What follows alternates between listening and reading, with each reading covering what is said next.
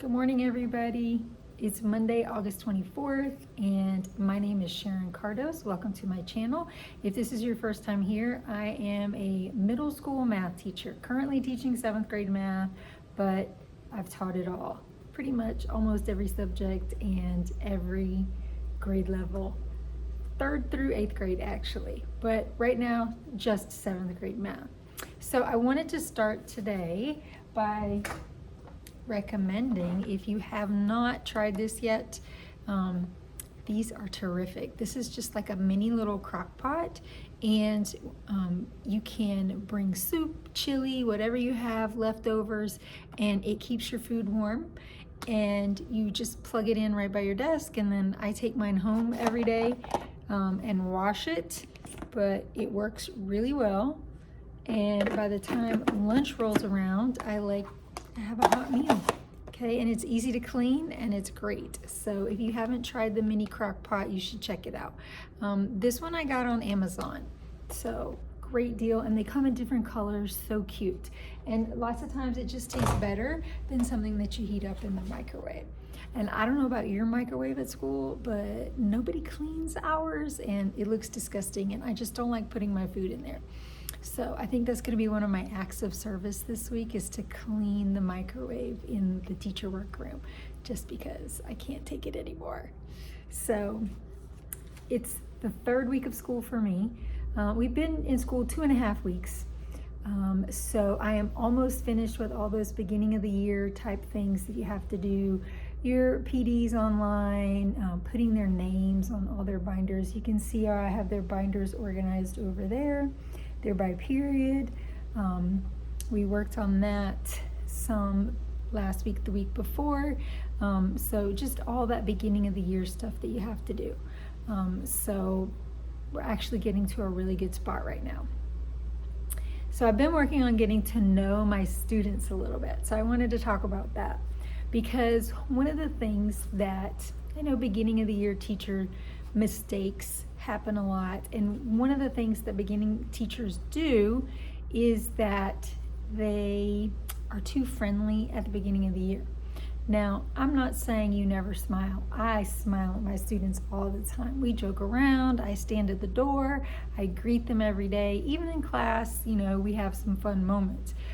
But in getting to know my students, I have 134, while 90-something% of them are awesome and wonderful. I do have a handful who are going to test the limits and see what they can get away with. So part of getting to know my students is dealing with some of those behaviors at the beginning of the year, where maybe they got away with it last year, maybe they're getting away with it in other classes, and I need to set the expectations for my class. So that's a lot of what I've been doing last week and the week before a little bit. So I wanted to kind of share some of the things that I do. So last week I had a lot of one-on-one conversations with students, especially students who were pushing the limits, trying out behaviors that were maybe not appropriate for the classroom. Nothing drastic, nothing terrible, talking while I'm talking, throwing something in the classroom, or profanity, those types of middle school behaviors that you're gonna see a lot of, right? So I spent some time talking to students one-on-one, getting to know them. Sometimes personal stuff comes out that can be a little bit traumatic for them. Some of them are dealing with deceased parents. Some of them are dealing with some mental health issues. Some of them are dealing with just strife in their home in general. So those are some things that kind of came out a little bit last week in getting to know my students. So I like to have a lot of one-on-one conversations with my students whenever possible. And you're like, I'm teaching, when am I having these one-on-one conversations? Well, these first couple of weeks, if you want the rest of the year to go smoothly, you got to make time for those. So sometimes I keep a student a couple minutes after, write them a pass to their next class. If it's right before lunch, they might spend the first 5 minutes of their lunch with me, us just sitting and talking. If it's at the end of the day or whatever, might keep them a couple of minutes. But going out of my way, and if nothing else, I will pull them outside the classroom door while my other students are working so that I can see both places and just have that one-on-one conversation where they don't have an audience. They don't feel like they need to save face and we can have that conversation. So I did some of that last week in particular. I did call parents. I had documented several parent phone calls that I've made. And yes, calling home at the beginning of the year because there's a behavior problem is kind of difficult sometimes because it's the first contact that you're having with the parent. So I try to spin it a little bit. And, one parent that I talked to last week, I said, look, you know your student better than I know your student. I've only known your student for a few days, a few hours really. And I was just wondering if there's anything that you can tell me about your child that would help me relate to them better and for us to get along for the rest of the year. What do they like? What do they not like? And I also talked to the parent about, difficulties they maybe had last year or things that teachers did last year that worked with that student, because not all students were at my school last year. So that was another thing. So one-on-one conversations, talking to the parents, and then I also talked to some former teachers. I sent some emails out to the students, teachers from last year, and said, hey, what can you tell me about this kid? I'm getting this kind of vibe and just curious. And so I like to make my own opinions about students. I never take my roster and say, what do you tell me about all these kids?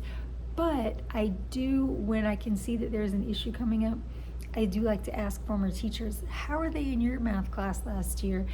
Is there something that you did that worked that I could maybe steal? So I did that. I also called the counselor last week and went through a few names, and they gave me some information about some students that was great to have and will help me in my dealings with those students.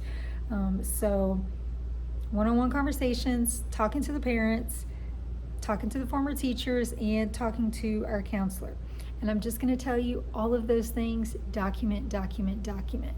If I did any of those things last week, I documented it because at some point later in the year, I may need that documentation, and I may not remember the first few weeks of school when I called their house or when I spoke to the student one-on-one. So, and it also helps me with my progressive discipline plan.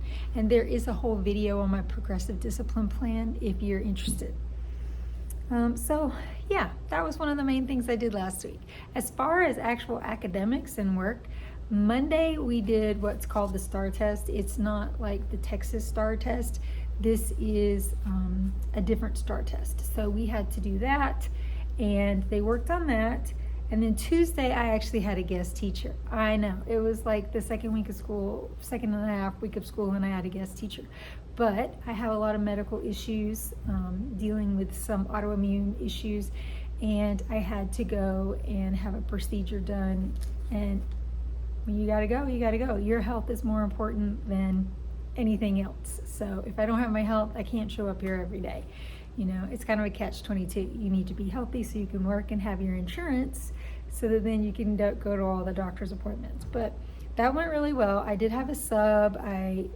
Maybe in the next video I'll show you like the guest teacher binder that I have, and I left. But went through that. Wednesday was minimum day. Wednesday's always a minimum day for us. We have like PD time in the afternoon. And so the students who had been absent for the STAR test, they had to take it.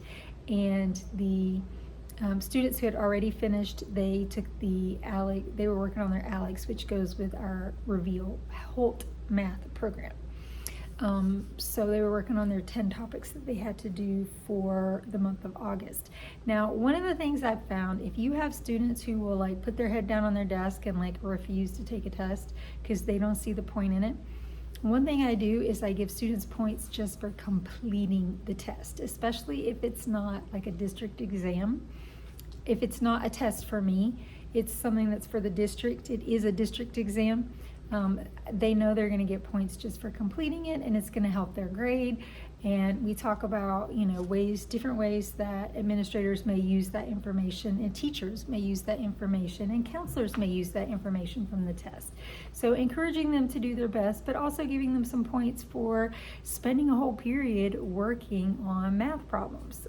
So that was very helpful. I didn't have very many students who needed to make it up at all. It was great. Thursday, we worked on unit rates, unit prices. We did some notes. These were notes that I created. This is actually a 6th grade skill for the most part, because we get a little bit more complicated than this in 7th grade, but we're working our way towards what we're gonna do Friday. We did Friday, and so we started with unit rates, and they actually went to unit prices, which is the better buy, and that sort of things. And so they used this, and I try to make them Cornell style, and I try to make them fill in as much as possible. I have a lot of resource students, I have a lot of English as a second language students, and I've just found it very helpful to like make my own notes as we go along. And even my push-in teacher who does the inclusion class with me, she took this and she like adapted it for some students. So just some notes that I made, and then they had a little mystery picture that they had to do on unit price, which is in my TPT store if you're interested. And then on Friday, we actually started to go towards fractions. Same thing, we were working through some notes that had to do with doing unit rates, but now we made it more 7th grade. We threw in fractions, where we were dealing with complex fractions, fractional unit rates, where they have a fraction within a fraction. And so it looks scary at first, but the kids did great. And we're gonna continue with that lesson today because we didn't get it all the way finished. So, and fractions are hard. So a 2-day lesson on fractions is not unusual. So that was my week last week. I hope you got some ideas from this video. And if you liked it, give it a thumbs up. If you have any questions or any, for me, of future video, things you want me to talk about, just drop it in the comments, and thank you for watching. Bye.